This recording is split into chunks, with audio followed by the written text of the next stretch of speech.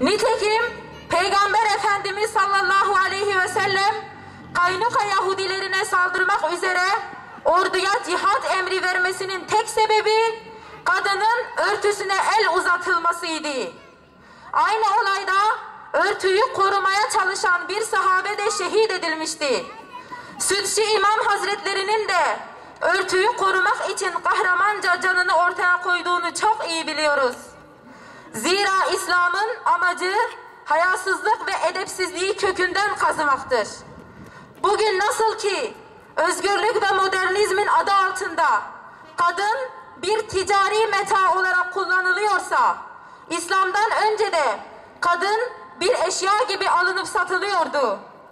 Nitekim İslam dini kadını bu esaretten kurtarıp onu özgürleştirdi. Daha önce kadına söz hakkı bile verilmezken İslamiyet kadına mirasta, şahitlikte ve her türlü muamelatta en özel yeri vermiştir. Cenneti onun ayaklarının altına koyması bu hakikati en iyi şekilde ortaya koymaktadır. Hoş gelme, day gelme, behayane. Hoş gelme, day gelme, behayane.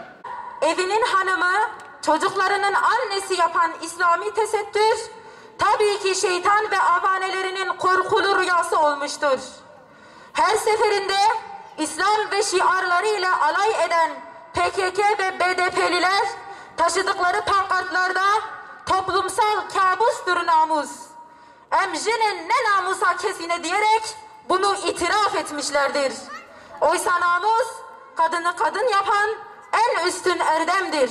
İşte bundan dolayı Allah'ın ayeti olan tesettür ve çarşafla alay edilmiş, hatta esaret ve kölelik olarak gösterilmiştir. İslam'ın mukaddesatına saldırmayı kendine iş ve görev edinmiş Batı uşağı, sosyalist, komünist zihniyet 90 yıldır İslam'a ve İslami şiarlara hakaret etmektedir. Örtü şiardır, namusanıdır. Örtü şiardır, namusanıdır. Ezanla alay eden, camide namaz kılanları kurşunlara dizen, Kur'an-ı Kerimleri yakan, kurban eti dağıtan gençleri 15-16 yaşlarında olmalarına rağmen katleden bir zihniyet aslında yine kendisine yakışanı yapmıştır. Burada önemli olan Müslümanların dinlerine, dinlerinin şiarlarına sahip çıkmalarıdır. İslam'ın mukaddesatına, Müslüman kadının namusuna, çarşafına dil uzatılmış, el uzatılmıştır. Bütün bölge Müslümanlarının, hususen din adamları, mollalar, hocalar, alimler ayağa kalkmalı, tepkilerini net bir şekilde ortaya koymalıdırlar. Maskeleri düşmüş ve düşmanlıkları aşikardır. Bu durumda ziyadesiyle ileri gitmişlerdir. Onları durdurmak için ciddi tepkiler ortaya konulmalıdır. Allah'ın izniyle bizler tesettürü bütün renkleriyle nesilden nesile taşıyacağız. Çarşafımızla, feracemizle, kıtan ve hübrilerimizle, başörtümüzle, abiyemizle rengarenk, tesettürlü ve özgürce yaşayacağız.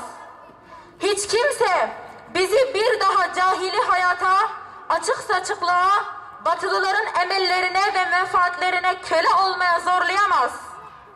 Kalemiz olan tesettüre 7'den 70'e sahip çıkarak İslam düşmanlarının korkulu rüyası olmaya devam edeceğiz. Madem özgürlük diyorsanız, Kumnaktaki bebeklerimize bile çarşaf giydirsek size ne? Namusa uzanan diller kırılsın. Namusa uzanan diller kırılsın. Namusa uzanan diller kırılsın.